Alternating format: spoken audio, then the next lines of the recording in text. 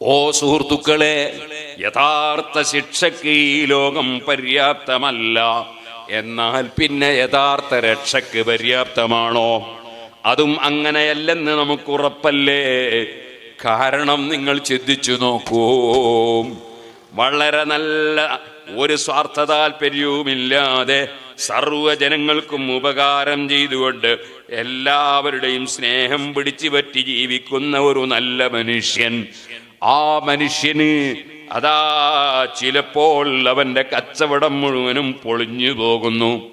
ചിലപ്പോൾ അവനതാ ക്യാൻസറും ട്യൂമറും ഒക്കെ ബാധിക്കുന്നു. പടച്ചവൻ അത്തരത്തിലുള്ള എല്ലാ മുസീബത്തുകളിൽ നിന്നും നമ്മളെ കാക്കുമാറാകട്ടെ. എന്തിനധികം പറയണം, ചെറിയ പിഞ്ചു കുട്ടികളിലെ ആ കുട്ടികൾ ഒരു തെറ്റും ചെയ്തു എന്നാർക്കും പറയാൻ പറ്റില്ലല്ലോ. അത്തരം കുട്ടികൾ ചിലപ്പോൾ തീയിൽ പോയി വീഴുന്നു. അത്തരം കുട്ടികൾ ചിലപ്പോൾ വെള്ളത്തിൽ വീട് മരിക്കുന്നു. അത്തരം കുട്ടികൾക്ക് ചിലപ്പോൾ വലിയ രോഗം സംഭവിക്കുന്നു. ആകയാൽ ഈ കുട്ടി ഒരു തെറ്റും ചെയ്തിട്ടില്ലല്ലോ. ഈ ഭൂമി ലോകമല്ലല്ലോ ശിക്ഷക്കും രക്ഷക്കും വേണ്ടി വെച്ച ലോകം. ഇതല്ലെന്ന് ചിന്തിക്കുന്നവർക്ക് നന്നായി ഗ്രഹിക്കാൻ കഴിയുമല്ലോ. ലഹിയൽ ഹയവാൻ, യഥാർത്ഥ ജീവിതം ഇവിടെയല്ല. ഇത് ജീവിതത്തിലേക്കുള്ളൊരു യാത്ര മാത്രമാണ്. ഈ ജീവിതം എന്തിന് പടച്ചവൻ തന്നു? അതിന്റെ മറുപടിയല്ലേ സൂറത്തു തബാറകയുടെ തുടക്കത്തിൽ തബാറകല്ലദീ ബിയദിഹിൽ മുൽക്ക് വഹുവ അലാ കുല്ലി ശൈഇൻ ഖദീർ അല്ലദീ ഖലഖൽ മൗത വൽ ഹയാത ലിയബ്ലുവക്കും അയ്യുക്കും അഹ്സനു അമലാ. സുബ്ഹാനല്ലാഹ്, നമ്മൾ മദ്രസ ഉദ്ഘാടനം ചെയ്തിട്ടുള്ള വേദിയാണ്. മദ്രസ എന്തിനാണ്? പഠിക്കാനാണ്. ഈ വേദിയും നമുക്ക് പഠിച്ചവർക്ക് വീണ്ടും അത് ആവർത്തിച്ച് കേട്ടിട്ട് അതിനെ സംബന്ധിച്ച് കൂടുതൽ ബോധമുണ്ടാകാനാണ്. ഈ പാവപ്പെട്ട ഞാൻ നിങ്ങളിൽ ഏറ്റവും വിവരമുള്ളവനല്ല. എന്നെക്കാൾ വിവരമുള്ള ധാരാളം ആളുകൾ ഈ സദസ്സിലുണ്ട്, സ്റ്റേജിലുണ്ട്, പല സ്ഥലത്തുമുണ്ട്, സംശയമില്ല. പക്ഷേ അറിയാവുന്ന കാര്യങ്ങൾ പറഞ്ഞുകൊണ്ടിരിക്കുമ്പോൾ അത് എൻ്റെ മനസ്സിനെയും സ്വാധീനിക്കും. അപ്പോൾ എനിക്കും നന്നാകാനുള്ള ചാൻസ് ഉണ്ടാകും. അങ്ങനെയാണല്ലോ നമ്മുടെ പ്രഭാഷണങ്ങൾ. അല്ലാതെ ഞാനൊരു ജനങ്ങളെ പഠിപ്പിക്കുന്നവരും മറ്റുള്ളവരൊക്കെ പഠിക്കുന്നവരും എന്ന അഹങ്കാരത്തിൻ്റെ മനസ്സ് ഒരു പണ്ഡിതനും ഒരു അധ്യാപകനും ഉണ്ടാകാൻ പാടില്ലല്ലോ. ഞാൻ പറഞ്ഞു വന്നത് തബാറക സൂറത്ത്. ആ സൂറത്ത് നമ്മൾ മഗ്രിബിന് ശേഷം ഉറങ്ങുന്നതിന് മുമ്പ് ഓതിയിട്ട് കിടന്ന് ഉറങ്ങണമെന്നാണ് നബി സല്ലല്ലാഹു അലൈഹി വസല്ലമ തങ്ങളെ അധ്യാപനം. അപ്പൊ ദിനേന നമ്മൾ ഓതേണ്ട ഒരു സൂറത്താണത്. അതിന്റെ ഫലം എന്താണ്? പല കർമ്മങ്ങൾക്കും പല പല ഫലങ്ങളുമുണ്ട്. സൽക്കർമ്മങ്ങളെ ഫലങ്ങൾ പലതും പലതാണ്. നോമ്പിനെ സംബന്ധിച്ച് ഖുർആൻ പറഞ്ഞപ്പോ ലഅല്ലക്കും തത്തഖൂൻ, നിങ്ങൾ നോമ്പെടുക്കണം, റമദാനിൽ നിങ്ങൾക്ക് തഖ്വയുണ്ടാകുമെന്നാണ് ഫലം പറഞ്ഞത്. ഇതുപോലെ പല കാര്യങ്ങൾക്കും ഖുർആൻ ഫലം പ്രഖ്യാപിച്ചിട്ടുണ്ട്. ഹദീസും അതിന്റെ ഫലം പ്രഖ്യാപിച്ചിട്ടുണ്ട്. നിങ്ങൾ കണ്ടില്ലേ? അതേ നബി സല്ലല്ലാഹു അലൈഹി വസല്ലം ഒരു ഹദീസിൽ പറഞ്ഞു. എന്താ പറഞ്ഞത്? കുന്തു നഹൈതുകും അൻ സിയാറത്തിൽ ഖുബൂരി ഫസൂറുഹാ, ഞാൻ നിങ്ങളെ ഖബർ സിയാറത്ത്, ഖബർ സന്ദർശനം വിരോധിച്ചിരുന്നു. ഞാനങ്ങനെ വിരോധിക്കാൻ കാരണമുണ്ട്, വെറുതെ അല്ല. അന്നത്തെ കാലത്ത് സാംസ്കാരികമായി ഉയരാത്ത ജനങ്ങളാണ്. സുബ്ഹാനല്ലാഹ്, എൻ്റെ പൈസ കൊടുത്താലേ എനിക്ക് പഠിച്ചോണ്ടെന്ന് കൂലിട്ടു. ഇത് വേറെ ആളെ പൈസ എൻ്റെ കൈ തന്നിട്ട് ഉദ്ഘാടനം ചെയ്ത് കൊടുക്കുകയാണ്. ബിസ്മില്ലാഹിർ റഹ്മാനിർ റഹീം. എൻ്റെ പൈസ കൊടുക്കണമെങ്കിലാണെങ്കിലോ ഈ കുപ്പായം പൊക്കിയിട്ട് ബെൽറ്റിൽ നിന്ന് എടുക്കണോ? അത് പിന്നെ ഇപ്പം അമേരിക്കയിൽ അടക്കം എത്തുകയും ചെയ്യും. അതുകൊണ്ട് അതൊട്ട് പറ്റിയില്ല. ഇരിക്കട്ടെ സുഹൃത്തുക്കളെ, എല്ലാവരും നല്ല സംഭാവന കൊടുക്കണം. എല്ലാവർക്കും ഭക്ഷണം ഉണ്ട് എന്ന് പറഞ്ഞു, എല്ലാവർക്കും ഭക്ഷണം വിതരണം ചെയ്യും. അൽഹംദുലില്ലാഹ്, അത് വളരെ നല്ലതാണ്. കാരണം സമയം ഇങ്ങനെ വൈകുമ്പോൾ വിശക്കൂലേ ആൾക്കാർക്ക്. ഇൻഷാ അല്ലാഹ് കഴിഞ്ഞ ഉടനെ തന്നെ കഴിക്കാലോ. അപ്പം ഞാൻ പറഞ്ഞു വന്നത്, ഓരോ കർമ്മങ്ങൾക്കും ഫലങ്ങളുണ്ട്, പടച്ചവൻ കൊടുക്കുന്ന ഫലം. ആ ഫലത്തിൽ ഒന്നാണ് കുന്തു നഹൈതുക്കും അൻ സിയാറത്തിൽ ഖുബൂർ. നബി തങ്ങൾ പറയട്ടെ, ഖബർ സിയാറത്ത് ഞാൻ നിങ്ങൾക്ക് വിരോധിച്ചിരുന്നു. എന്തിനാണ് വിരോധിച്ചത്? ഖബറിന്റെ അടുക്ക പോകുന്നത് എന്തിനാ വിരോധിച്ചത്? വിരോധിക്കാൻ കാരണം അന്നത്തെ ആളുകൾക്ക് തീരെ സംസ്കാരമില്ലായിരുന്നു. അവർ ഖബറിന്റെ അടുത്ത് പോയിട്ട് എന്ത് ചെയ്യുമെന്നറിയോ? അവർ പൊങ്ങച്ചം പറയും, ഇത് എൻ്റെ ഉപ്പാപ്പാന്റെ ഖബറാണ്, ഉപ്പാപ്പാന്ന് ഒറ്റ അടിക്ക് 4 ആളെ തള്ളിയിട്ട ആളാണ്. ഇങ്ങനത്തെ വലിയ ഹോങ്ക് പറയും. ഈ മരിച്ചിട്ട് ഹോങ്ക് തീരൂല എല്ലാവരും. അവരെ ജനിച്ച ആളുകൾ ഇങ്ങനെ, അവരെ പിൻഗാമികൾ ഇങ്ങനെ ഹോങ്ക് പറയും. അങ്ങനെയൊക്കെ ഉള്ള ഒരു സമൂഹമായതുകൊണ്ട് നിങ്ങൾ ഖബറിന്റെ അടുത്ത് തന്നെ വേണ്ടാന്ന് പറയും. കുന്തു നഹൈതുക്കും അൻ സിയാറത്തിൽ ഖുബൂർ ഫസൂറുഹാ.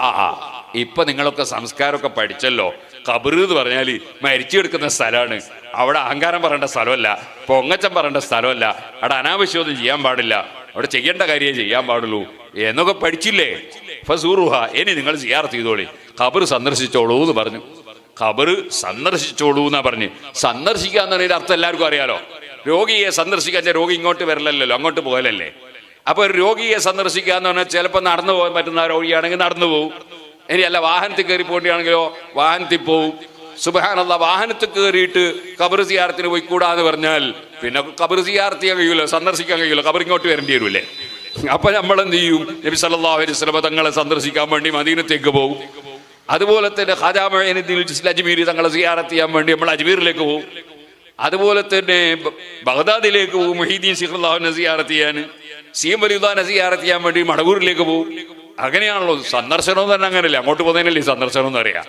അപ്പൊ സൂറുഹ, നിങ്ങൾ സിയാറത്ത് ചെയ്യണോന്ന് പറഞ്ഞു നബി സല്ലല്ലാഹു അലൈഹി വസല്ലം. എന്നിട്ട് എന്ത് പറഞ്ഞു പറയൂ? അതിനൊരു ഫലമുണ്ട്, സിയാറത്തിനൊരു ഫലമുണ്ട്. എന്താണ്? ഫൈന്നഹാ തുദക്കിറുക്കുമുൽ ആഖിറ. മറ്റൊരു റിപ്പോർട്ടിൽ ഫൈന്നഹാ തുദക്കിറുക്കുമുൽ മൗത്ത്. ഖബർ സന്ദർശനം നടത്തിയാൽ അല്ലാഹു തആല നിങ്ങളെ ഖൽബിൽ പാരത്രിക ലോകത്തെക്കുറിച്ചുള്ള ചിന്ത തരും, മരണത്തെക്കുറിച്ചുള്ള ചിന്ത തരും.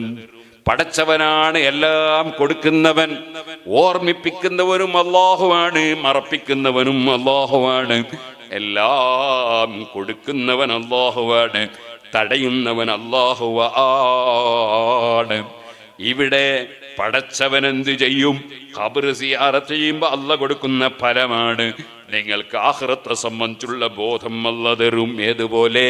നോമ്പെടുത്താൽ നിങ്ങൾക്ക് അല്ലാഹ് തഖ്വ തരും. ലഅല്ലക്കും തത്തഖൂൻ. ഇതുപോലെ നിസ്കാരം നിർവഹിച്ചാൽ ഇന്ന സ്വലാത്ത തൻഹാ അനിൽ ഫഹ്ശാഇ വൽ മുൻകർ. നിസ്കാരം നിർവഹിക്കുമ്പോൾ ആ നിസ്കാരം വഷളായ നിഷിദ്ധമായ കാര്യങ്ങൾ നിങ്ങളെ തടയുന്ന ഒരു ഇബാദത്താണത്. ഇതുപോലെ സുഹൃത്തുക്കളെ, ഇദാ ഖുരിഅൽ ഖുർആനു ഫസ്തമിഉ ലഹു വഅൻസിതു ലഅല്ലക്കും തുർഹമൂൻ. ഖുർആൻ ഓതുക, ഖുർആൻ ഓതുന്നത് ശ്രദ്ധിച്ച് കേൾക്കുക. അതിൻ്റെ ഫലമെന്താണ്? പടച്ചവന്റെ റഹ്മത്ത് ഇറങ്ങും.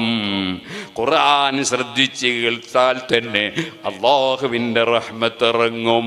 ഇനി നിങ്ങൾ കണ്ടോ, അതേ രോഗമായി മരിക്കാൻ കിടക്കുന്ന വ്യക്തി ലഖിനു മൗതാക്കും ലാ ഇലാഹ ഇല്ലല്ലാഹ്.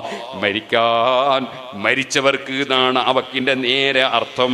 എന്നാൽ അതിൽ 2 കക്ഷികളും പെടുമെന്ന് പണ്ഡിതന്മാര് പറയുന്നു. മരിക്കാൻ നോക്കുന്നവനും പെടും, മരിച്ചവരും പെടും. ലഖിനു മൗതാക്കും ലാ ഇലാഹ ഇല്ലല്ലാഹ്. മരിക്കുന്നവർക്ക് നിങ്ങൾ ലാ ഇലാഹ ഇല്ലല്ലാഹ് ചൊല്ലിക്കൊടുക്കൂ. എന്തിനാണ് ചൊല്ലിക്കൊടുക്കുന്നത്?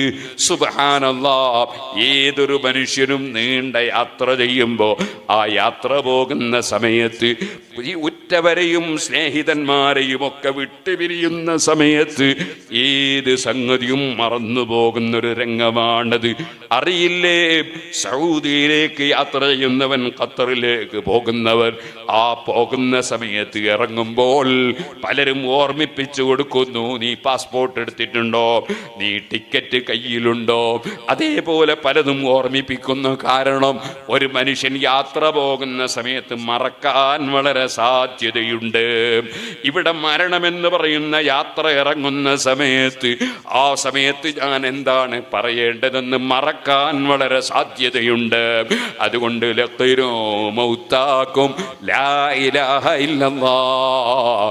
നിങ്ങൾ മരണം ആസന്നമായവർക്ക് ലാ ഇലാഹ ഇല്ലല്ലാഹ് ചൊല്ലിക്കൊടുക്കണേ. അതുപോലെ മരണം ആസന്നമായവരുടെ സമീപത്ത് അതാ നിങ്ങൾ യാസീൻ ഓതി കൊടുക്കണേ.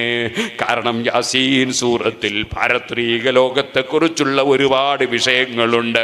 ആ സൂറത്തിന്റെ വലിയ ബറക്കത്തുമുണ്ട്. അതൊക്കെ ഈ മരിക്കാൻ കിടക്കുന്ന മനുഷ്യന് ലഭിക്കട്ടെ. ഇതുപോലെ മരിച്ച മനുഷ്യന്റെ സമീപത്ത് വെച്ച് യാസീൻ ഓതുമ്പോ, ഖുർആൻ ഓതുമ്പോ അവിടെ റഹ്മത്ത് ഇറങ്ങുകയാണ്. ലഅല്ലക്കും തുർഹമൂൻ. ഖുർആൻ ഓതുന്നത് കേട്ടാൽ തന്നെ അവിടെ റഹ്മത്ത് ഇറങ്ങുകയാണ്, അള്ളാന്റെ അനുഗ്രഹം ഇറങ്ങുകയാണ്. സുഹൃത്തുക്കളെ, ആകയാൽ പല അമലുകൾക്കും പല ഫലങ്ങളുണ്ട്. ആ ആത്മീയമായ ഫലങ്ങളാണ് ഇവിടെയും പറഞ്ഞത്. ഖബർ നിങ്ങൾ സിയാറത്ത് ചെയ്യുവോ, അത് നിങ്ങൾക്കുണ്ടാക്കി തരുന്ന ഫലം, നിങ്ങൾക്ക് പാരത്രിക ചിന്ത റബ്ബ് നിങ്ങൾക്ക് തരും, മരണത്തെക്കുറിച്ചുള്ള ബോധം തരും. ഓ സുഹൃത്തുക്കളെ, ഇത് തന്നെയാണ് ഒരു തഫ്സീറിൽ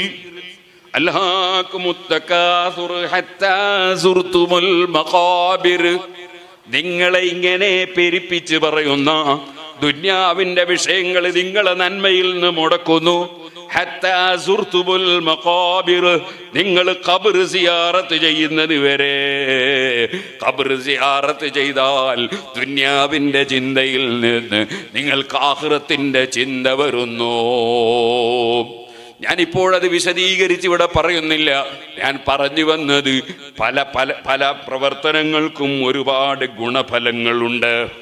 അങ്ങനെ വരുമ്പോൾ ബുദ്ധിയുള്ള മനുഷ്യൻ, ആ ബുദ്ധിയുള്ള മനുഷ്യൻ അവന് അല്ലാഹു ജല്ല ജലാലുഹു കൊടുക്കുന്ന ഈ പരിശുദ്ധ ദീനുൽ ഇസ്ലാം, അതിനെ സംബന്ധിച്ച് പറയുമ്പോൾ ഞാൻ ഓർമ്മയിൽ വന്നത് കൊണ്ട് പറഞ്ഞതാണ്. തബാറക സൂറത്ത് നിങ്ങൾ രാത്രിയിൽ ഉറങ്ങുന്നതിന് മുമ്പ് ഓതണം. എന്താണ് അതിൻ്റെ ഫലം? നബി സല്ലല്ലാഹു അലൈഹി വസല്ലം തങ്ങളുടെ സമീപത്തൊരാൾ വന്ന് പറഞ്ഞു, നബിയെ, ഞാനൊരു ടെന്റ് കെട്ടി ഉണ്ടാക്കി അവിടെ ഇങ്ങനെ ഇരിക്കുമ്പോൾ ഫൈദാഹുവ ഖബറു ഇൻസാനിൻ, അതൊരു മനുഷ്യന്റെ ഖബറാണ് എന്നെനിക്ക് പിന്നീട് ബോധ്യപ്പെട്ടു. ഫൈദാഹുവ യഖ്റഉ സൂറത തബാറക, ഖബറിന്റെ ഉള്ളിൽ വെച്ച് അദ്ദേഹം തബാറക സൂറത്ത് ഓതുകയാണ്. അത് ഞാൻ പുറത്ത് കേൾക്കുകയാണ്. എല്ലാ മനുഷ്യരുടെയും കേൾവി ഒരുപോലെയല്ല. ഖബറിന്റെ ഉള്ളിലെ ശബ്ദം സാധാരണ മനുഷ്യന്മാര് പുറത്ത് കേൾക്കൂല, പക്ഷേ കറാമത്ത് കൊണ്ട് കേട്ടു എന്ന് വരും. ഇത് അല്ലാഹുവിന്റെ റസൂലിന്റെ സഹാബിയാണ്. ആ സഹാബി ഖബറിലെ ഖുർആനോത്ത് കേൾക്കുകയാണ്. നബിതങ്ങളോടത് വന്ന് പറയുമ്പോ നബിതങ്ങളത് നിഷേധിക്കുന്നില്ല. ഖബറിൽ വെച്ച് ഓതുന്നത് കേൾക്കൂല, കാരണം ഖബറിൽ നിന്ന് വായു പുറത്തേക്ക് വരുന്നില്ല. വായു കടക്കാത്ത സ്ഥലത്തുള്ള ശബ്ദം പുറത്ത് കേൾക്കൂല. എന്തിനധികം പറയണം, നമ്മുടെ കാറിന്റെ ഗ്ലാസ് ശരിക്ക് ഫുള്ളായി കയറ്റിയിട്ട് അതിന്റെ ഉള്ളിൽ നിന്ന് വിളിച്ചാൽ പുറത്ത് കേൾക്കൂല. എങ്കിൽ പിന്നെ ഖബറിലെ ശബ്ദം കേൾക്കൂല എന്ന് ഉറപ്പല്ലേ? പക്ഷേ കേൾപ്പിക്കുന്നവനാരാണ്? കേൾപ്പിക്കുന്നവനാരാണ്? ഖബറിലുള്ളവരെ ആകട്ടെ പുറത്തുള്ളവരെ ആകട്ടെ ഒരാളെയും കേൾപ്പിക്കാൻ കാതിന് കഴിയൂല, ജീവിച്ചിരിക്കുന്നവർക്കും കഴിയൂല. എല്ലാവരെയും കേൾപ്പിക്കുന്നവൻ പടച്ചവനാണ്. ഖുർആൻ പറയുന്നു, അവൻ ഉദ്ദേശിച്ചവരെ അവൻ കേൾപ്പിക്കും. എന്ത് കേൾപ്പിക്കൂന്ന് പറഞ്ഞിട്ടില്ല, എപ്പ കേൾപ്പിക്കൂന്ന് പറഞ്ഞിട്ടില്ല. അവൻ ഉദ്ദേശിച്ചവരെ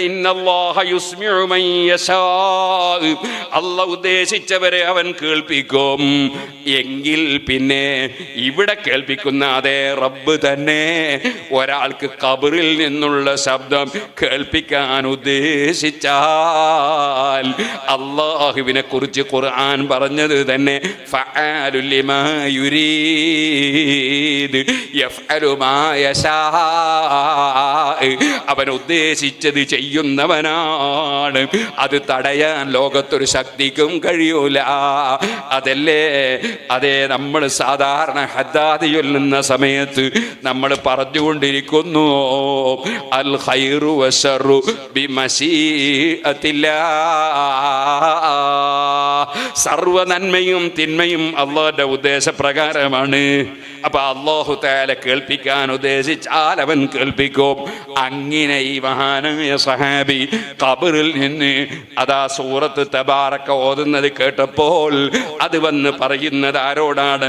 നബി സല്ലല്ലാഹു അലൈഹി വസല്ലം തങ്ങളോടാണ്. അങ്ങനെ ഒരു കറാമത്ത് ഉണ്ടാവൂല എന്ന് നബി തങ്ങൾ പറയുന്നില്ല. നബി തങ്ങൾ അത് അംഗീകരിച്ചു കൊണ്ട് പറയുന്നു. അതേ, ആ സൂറത്തിനൊരു പ്രത്യേകതയുണ്ട്.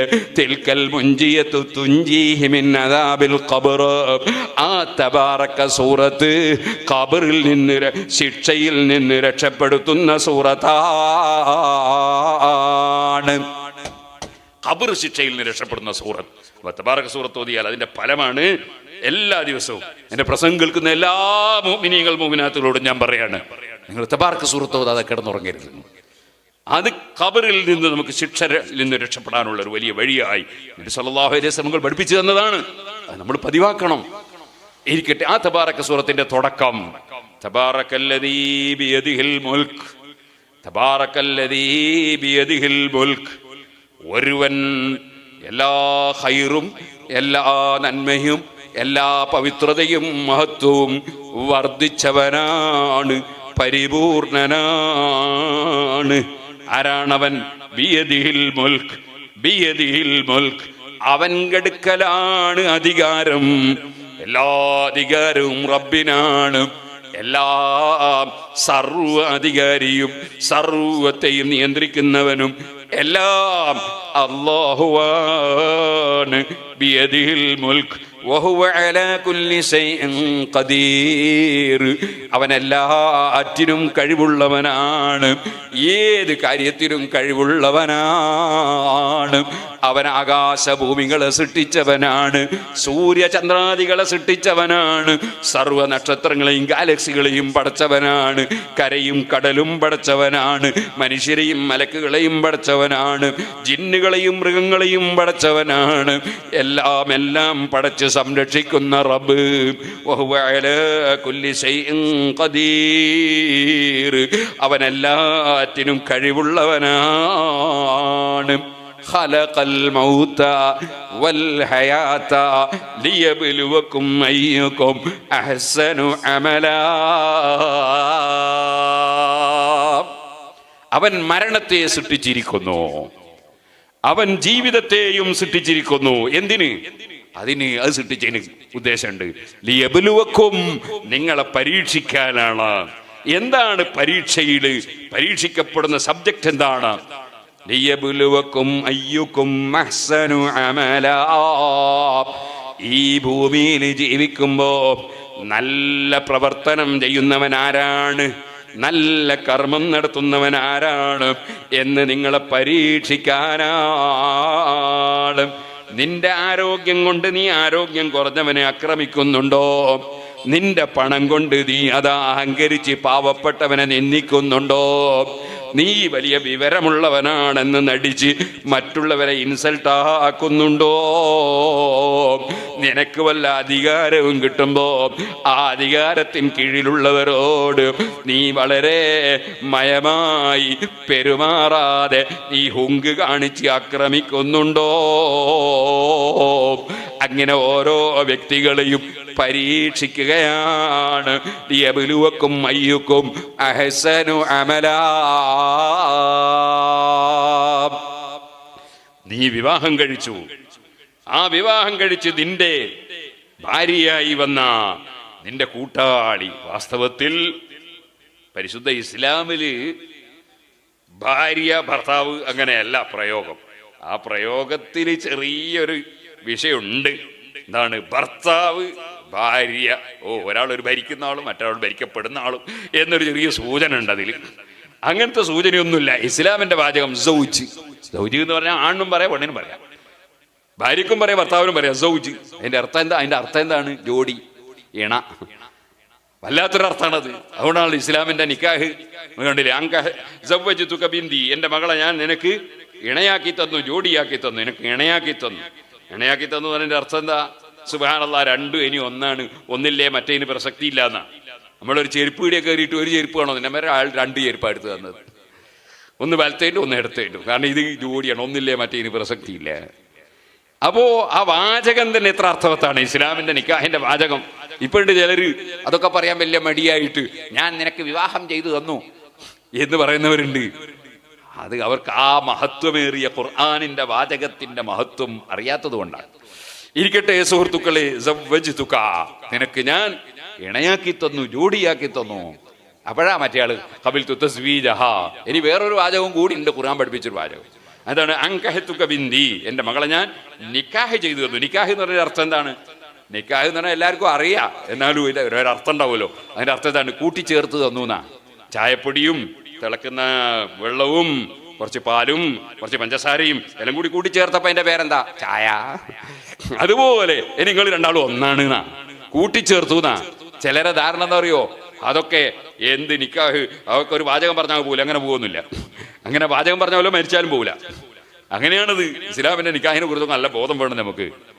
ഒരാളെ ഭാര്യ മരിച്ചുപോയി, എന്നാലും ഭാര്യന്റെ ഉമ്മാനെ ഈ വരൻ അയാൾ വേറെ കല്യാണം കഴിച്ചാൽ പോലും അദ്ദേഹത്തിന് ആദ്യത്തെ ഭാര്യന്റെ ഉമ്മാനെ മരിക്കുന്നതുവരെ കാണാനും തൊടാനും പറ്റും. അപ്പൊ മരിച്ചിട്ടും പിരിഞ്ഞിട്ടില്ല. ആ ഭാര്യയുടെ ഒരു അവകാശം ഇയാൾക്ക് കിട്ടും, മരിച്ചിട്ടും പിരിഞ്ഞിട്ടില്ല. ഭർത്താവ് മരിച്ചാൽ ഭർത്താവിന്റെ ഒരു അവകാശം ഭാര്യക്ക് കിട്ടും, മരിച്ചിട്ടും പിരിഞ്ഞിട്ടില്ല. ഇതേപോലെ തന്നെ ഈ ഭർത്താവ് മരിച്ചുപോയാലും ഭർത്താവിന്റെ ബാപ്പയെ ഈ പെൺകുട്ടിക്ക് കാണാം, തൊടാം, സ്വന്തം ബാപ്പയെ പോലെയാണ്. അപ്പൊ ഇത് അത്ര ഒരു ചെറിയ ബന്ധമൊന്നുമല്ല. ഇവർ രണ്ടാളമ്മിൽ മാത്രമുള്ള ബന്ധവും ഒരു വർത്താനം കൊണ്ടങ്ങ് പോകുന്ന ബന്ധമൊന്നുമല്ല. എന്നെ സംബന്ധിച്ച് നല്ല ബോധം വേണം, പ്രത്യേകിച്ച് മുസ്ലിം സമുദായത്തിന് നല്ല ബോധം വേണം. നമ്മളെ ചില കാട്ടിക്കൂട്ടൽ കാണുമ്പോൾ ഇസ്ലാം എന്താണ് എന്ന് പുറത്തുള്ള ആളുകൾക്ക് മനസ്സിലാകാതെയായി പോവാണ്. നമ്മുടെ ഇസ്ലാമിന്റെ ആ സൗന്ദര്യം നമ്മുടെ ജീവിതത്തിൽ പകർത്തി, സ്വഭാവത്തിൽ പകർത്തി കാണിച്ചു കൊടുക്കണം. അപ്പോഴേ ഇസ്ലാമിനോട് സമൂഹത്തിന് മതിപ്പും ബഹുമാനവും ഉണ്ടാവുകയുള്ളൂ. ഞാൻ ഇപ്പോഴതിലേക്ക് കടന്ന് സംസാരിക്കുന്നില്ല, പറഞ്ഞു വന്ന വിഷയത്തിലേക്ക് തിരിക്കുന്നു. ഈ ഭൂമി ലോകം അത് പരീക്ഷണ ലോകമാണ്, നമ്മുടെ കർമ്മങ്ങളെ പരീക്ഷിക്കുന്ന ലോകമാണ്. ആ പരീക്ഷ നടത്തുന്നവനാരാണ്? അള്ളാഹ് പറഞ്ഞത് തന്നെ എന്താണ്? ഖലഖൽ മൗത വൽ ഹയാത, ജീവിതം അല്ലാഹ് സൃഷ്ടിച്ചു, മരണവും അല്ലാഹ് സൃഷ്ടിച്ചു. സട്ടാവ് ഒന്നേ ഉള്ളൂ, അവനാണ് അല്ലാഹ്. അവനല്ലാത്ത ഒരു ശക്തിക്കും ഒരു വ്യക്തിക്കും ഇവിടെ ഇല്ലാത്തതുണ്ടാക്കാൻ കഴിയില്ല. ഉള്ളത് സംഘടിപ്പിക്കാൻ കഴിയും. ഈ മൈക്ക് സെറ്റ് ഇരുമ്പ്, പിത്തള, അതേ പ്ലാസ്റ്റിക്, റബ്ബർ, അങ്ങനെ പലതും കൂട്ടിച്ചേർത്ത് നിർമ്മിച്ചതാണ്. പക്ഷേ ഇരുമ്പ് പടച്ചവനാരാണ്? അതേ പിത്തള പടച്ചവനാരാണ്? റബ്ബർ പടച്ചവനാരാണ്? അവിടെയൊക്കെ മറുപടി ഒന്നേ ഉള്ളൂ, ഖാലിഖു കുല്ലി ശൈ. സർവ്വ വിഷയങ്ങളും സൃഷ്ടിച്ചവൻ അല്ലാഹു തന്നെ. അതുകൊണ്ട് ഖുർആൻ ചോദിക്കുന്നൊരു ചോദ്യമുണ്ട്, അഫമൻ യഖ്ലുഖു കമൻ ലാ യഖ്ലുഖ്. സൃഷ്ടിക്കുന്ന പടച്ചവനുണ്ടല്ലോ, അവനും സൃഷ്ടിക്കാത്തവരും തുല്യമാണോ? ഒരിക്കലും ഒരു സൃഷ്ടി സട്ടാവിനോട് തുല്യമാകൂല. അതുകൊണ്ട് ആരാധന ആ സട്ടാവിന് മാത്രമേ ആരാധനക്കർഹതയുള്ളൂ. വേറെ ഒരു വ്യക്തിക്കും സൃഷ്ടിക്കും ആരാധനക്കർഹതയില്ല. ആദരവ് പലരെയും ആദരിക്കേണ്ടതുണ്ട്. എൻ്റെ ബാപ്പയെ ഞാൻ ആദരിക്കണം, എൻ്റെ ഗുരുനാഥനെ ഞാൻ ആദരിക്കണം, പണ്ഡിതന്മാരെ ഞാൻ ആദരിക്കണം, സയ്യിദന്മാരെ ഞാൻ ആദരിക്കണം, പ്രായമുള്ളവരെ ഞാൻ ആദരിക്കണം, കഅബ ശരീഫിനെ ഞാൻ ആദരിക്കണം, പള്ളിയെ ഞാൻ ആദരിക്കണം, മദ്രസയെ ഞാൻ ആദരിക്കണം, പഠിക്കുന്ന പുസ്തകങ്ങളെ ആദരിക്കണം. അതേ അന്യമതത്തിൽ പെട്ടവനാണെങ്കിൽ പോലും ഗുരുനാഥന്മാരെ ആദരിക്കണം, പ്രായമുള്ളവരോട് ആദരവ് വേണം. അങ്ങനെ ആദരവ് പലരോടും പല വിധത്തിലുള്ള ആദരവ് വേണം. പക്ഷെ ആരാധനക്കർഹൻ ഒന്നേ ഉള്ളൂ, അതാണ് ലാ ഇലാഹ ഇല്ലല്ലാഹ്. എന്തുകൊണ്ടാണ് അവന് ആരാധനക്കർഹത അവന് മാത്രമായത്? അതിൻ്റെ കാരണം അവനല്ലാതെ സ്രഷ്ടാവില്ല, പടച്ചവൻ അവനല്ലാതെ ഇല്ല. ആ അല്ലാഹു ജല്ല ജലാലുഹു സട്ടാവായ റബ്ബ് ഖലഖൽ മൗത വൽ ഹയാത, അതേ ജീവിതം പടക്കുന്നവനും അവനാണ്, മരണത്തെ പടക്കുന്നവനും അവനാണ്. അതുകൊണ്ടല്ലേ മരിക്കണമെന്ന് ഉദ്ദേശിച്ചു ഒരാൾ ഒരു നല്ല കയറുമെടുത്ത് തൂങ്ങിച്ചാകാൻ പോയി. അദ്ദേഹം അങ്ങനെ തൂങ്ങാൻ വേണ്ടി പോയി തിരിഞ്ഞും മറിഞ്ഞൊക്കെ ഒന്ന് നോക്കി. അങ്ങനെ അദ്ദേഹം കയറൊക്കെ കെട്ടി തൂങ്ങി. അതാ ആ തൂങ്ങലങ്ങ് തുടങ്ങുമ്പോഴേക്ക് പെട്ടെന്നൊരാൾ സൈക്കിളിലൂടെ ഇങ്ങ് വന്നു. അവൻ ഓടി വന്നിട്ട് അവൻ്റെ കയ്യിലുള്ളൊരു കത്തിയെടുത്ത് അവനതാ ആ കയറ് അറുത്തിട്ടപ്പോൾ ഈ തൂങ്ങി മരിക്കാൻ പോയവൻ പിന്നെ കുറേ കൊല്ലം അരത്തൂങ്ങിയായി ജീവിക്കേണ്ടി വന്നു. അവൻ ആ തൂങ്ങല് പൂർത്തീകരിക്കാൻ കഴിഞ്ഞില്ല. കാരണം അള്ളാഹു മരണം അവിടെ പടച്ചില്ല. മരിക്കാൻ ഉദ്ദേശിച്ചിട്ട് മരിക്കാൻ കഴിഞ്ഞില്ല. സുബ്ഹാനല്ലാഹ്. ഞാൻ പറഞ്ഞു വന്നത് ഖലഖൽ മൗത വൽ ഹയാത, ജീവിതം പടക്കുന്നവനും റബ്ബാണ്. ഒരുപാട് കാലം ജീവിക്കണമെന്ന് ആഗ്രഹിച്ച രാജാവ് പക്ഷേ പെട്ടെന്ന് മറിഞ്ഞു വീണങ്ങ് മരിച്ചുപോയി. ജീവിതം പടക്കുന്നവനും റബ്ബാണ്, മരണത്തെ പടക്കുന്നവനും റബ്ബാണ്. എന്തിനാണ് ഇതൊക്കെ റബ്ബ് പടച്ചു വെച്ചത്? ലിയബ്ലുവകും അയ്യുകും അഹ്സനു അമലാ, നിങ്ങളിൽ ആരാണ് നല്ല പ്രവർത്തനം ചെയ്യുന്നതെന്ന് ആ പടച്ചവൻ നിങ്ങളെ പരീക്ഷിക്കുകയാണ്. തെറ്റിദ്ധരിച്ചു പോരുത്. അള്ളാഹ് പരീക്ഷിക്കാന്ന് പറയുമ്പോൾ നമ്മളെ ടീച്ചർമാരെയും ഉസ്താദ്മാരെയും പരീക്ഷ പോലെ വിചാരിക്കരുത്. അവരെ പരീക്ഷ എന്ന് പറഞ്ഞാൽ കുട്ടി എങ്ങനെ ഉണ്ട് എന്ന് മനസ്സിലാകാത്തോണ്ടുള്ള പരീക്ഷയാ. അള്ളാന്റെ മനസ്സിലായിട്ടുള്ള പരീക്ഷ അല്ല. അള്ളാഹ്ക്ക് ആദ്യം തന്നെ അറിയാം ഇവൻ എന്താണ്, ഇവന്റെ റിസൾട്ട് എന്താണെന്ന് അറിയാം. പിന്നെ എന്തിനാ പരീക്ഷിക്കുന്നത്? പരീക്ഷിക്കുന്നത് ശിക്ഷിക്കുന്നതിന് മുമ്പ്, രക്ഷിക്കുന്നതിന് മുമ്പ് പരീക്ഷയെ തോറ്റു എന്നുള്ളതും ജയിച്ചു എന്നുള്ളതും ബോധ്യപ്പെടുത്താനാണ്. പരീക്ഷ ഇല്ല ഞാൻ ബോധ്യപ്പെടുത്താൻ കഴിയില്ല. അപ്പൊ ഒരാളെ അള്ളാഹു തആല എന്ത് ചെയ്യൂല? പാരത്രിക ലോകത്ത് വെച്ച് അള്ളാഹു തആല ബോധ്യപ്പെടുത്താതെ ശിക്ഷിക്കൂല, ബോധ്യപ്പെടുത്താതെ രക്ഷിക്കുന്നുമില്ല. അതുകൊണ്ടാണ് അവിടെ നമ്മളെ റെക്കോർഡുകൾ മുഴുവനും വിതരണം ചെയ്ത് വായിക്കാൻ പറയും, വായിപ്പിക്കും നമ്മളെ കൊണ്ട്. അങ്ങനെ വായിപ്പിക്കുന്ന സമയത്ത് വവുദിഅൽ കിതാബു ഫതറൽ മുജ്രിമീന മുസ്ഫിഖീന മിമ്മാ ഫീഹി വയഖൂലൂന യാ വൈലതാ മാ ലൈതനി മാ ലിഹാദൽ കിതാബി ലാ യുഗാദിറു സഗീറതൻ വലാ കബീറതൻ ഇല്ലാ അഹ്സാഹാ. നന്മ തിന്മ എഴുതിയ റിക്കാർഡ് കൊടുക്കുമ്പോ തിന്മ കൂടുതലുള്ളവൻ അത് വായിച്ചിങ്ങനെ പറയുന്നു, ഒറ്റ ഒന്നും വിട്ടുപോയിട്ടില്ലല്ലോ. അവൻ സങ്കടം പറയാണ്. അതേ സമയത്ത് നന്മ കൂടുതലുള്ള നല്ല മനുഷ്യനോ അവന്റെ ആ റിക്കാർഡ് കിട്ടുമ്പോ റിസൾട്ട് വളരെ അനുകൂലമായ റിപ്പോർട്ടാണ്. ആ സമയത്ത് അവനതാ സന്തോഷത്തോടെ കിതാബിയ, എന്റെ ഈ റിക്കാർഡ് നിങ്ങളൊന്ന് വായിച്ചു നോക്കൂ. ഇവിടെ ഒരു കണക്ക് ചോദിക്കുന്ന സമയമുണ്ടെന്ന് ഞാൻ നേരത്തെ ഉറപ്പിച്ച് പ്രവർത്തിച്ചവനാണ്. അതുകൊണ്ട് എന്റെ റിസൾട്ട് നോക്കൂ, എന്റെ റിക്കാർഡ് നോക്കൂ. നല്ല മാർക്ക് വാങ്ങിയ, റാങ്ക് വാങ്ങിയ കുട്ടി ആ മാർക്ക് ലിസ്റ്റ് കൊണ്ടുവന്ന് സന്തോഷത്തോടെ നിവർത്തി കാണിക്കും പോലെ പടച്ചവന്റെ കോടതിയിൽ മുഅ്മിനീങ്ങൾ, മുത്തഖീകൾ അത് കാണിക്കുന്നു. പടച്ച റബ്ബേ, ഞങ്ങളുടെ മദ്രസകളും പള്ളികളും ഞങ്ങളുടെ മുസ്ലിം ജമാഅത്തും SYS-ഉം SSF-ഉം ഞങ്ങളുടെ സർവ്വ സംഘടനകളും സ്ഥാപനങ്ങളും എല്ലാം അവിടെ സന്തോഷിക്കാനുള്ള വഴിയാക്കി തരണം റഹ്മാനേ. ഞങ്ങളെ അമലുകൾ കബൂൽ ചെയ്യണം റഹ്മാനേ. ഓ മുഅ്മിനീങ്ങളെ, അതിൻ്റെയും പുറമേ, റിക്കാർഡിൽ ബോധ്യപ്പെടുത്തുന്നതിൻ്റെ പുറമേ, സുബ്ഹാനല്ലാഹ് വനദഉൽ മവാസീനൽ ഖിസ്ത, പടച്ച റബ്ബിന്റെ ഖുർആൻ പറഞ്ഞില്ലേ, ഫഅമ്മാ മൻ സഖുലത് മവാസീനുഹു فهو في عيشة راضية وأما من خفت موازينه فأمه هاوية. പടച്ചവന്റെ മുമ്പിൽ വെച്ച് തൂക്കുകയാണ്, എല്ലാവരെ മുന്നിൽ വെച്ച് തൂക്കുകയാണ്. എന്താണ് തൂക്കുന്നത്? സൽക്കർമ്മം തൂക്കുന്നു, ദുഷ്കർമ്മവും തൂക്കുന്നു.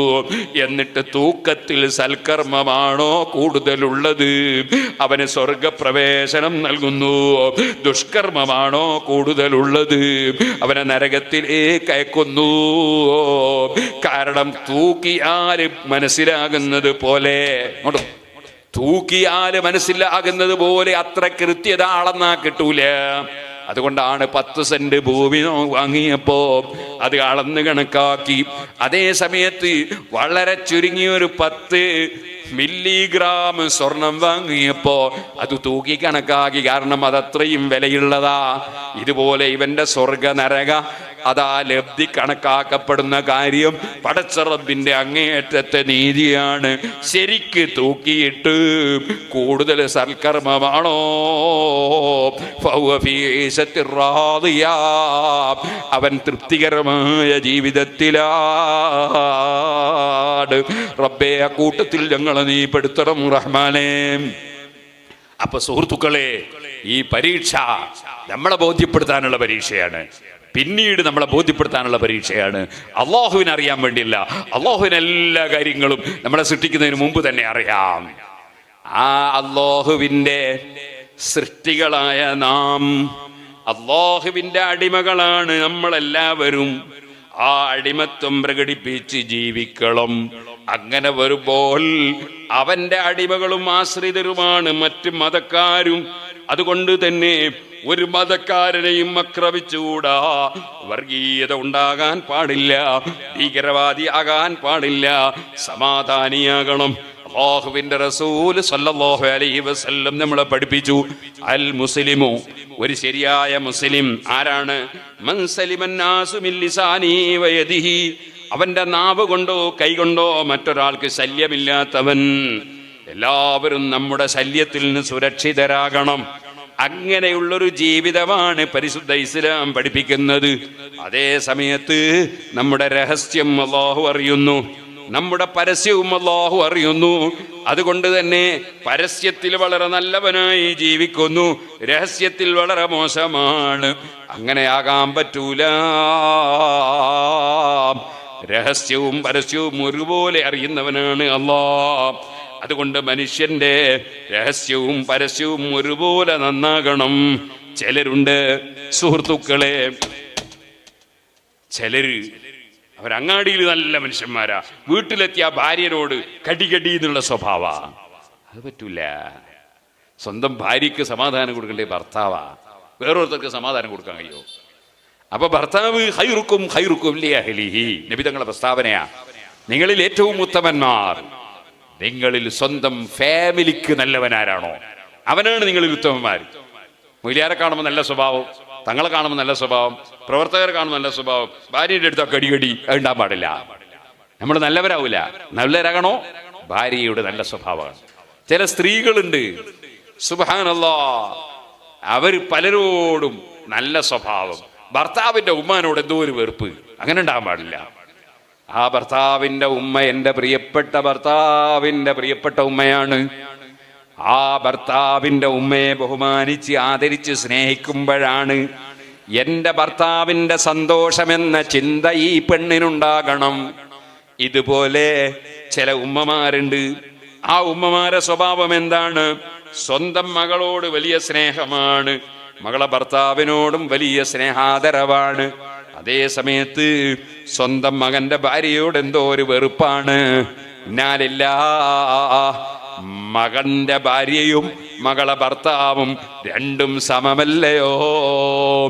മകളെ ഭർത്താവിനോടുള്ള അതേ സ്നേഹം തന്നെ അതേ മകന്റെ ഭാര്യയോടും പ്രകടിപ്പിക്കണ്ടേ? രണ്ടും നമ്മുടെ മക്കളല്ലയോ?